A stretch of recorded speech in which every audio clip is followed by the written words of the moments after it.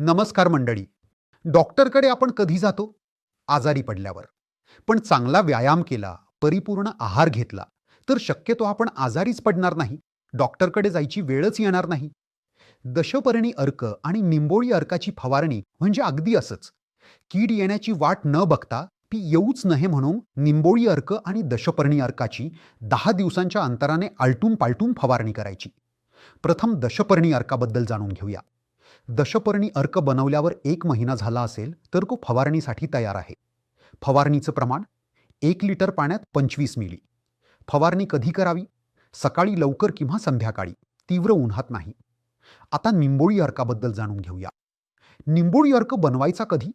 ज्या दिवशी फवारायचा त्याच्या आदल्या दिवशी. कसा बनवायचा?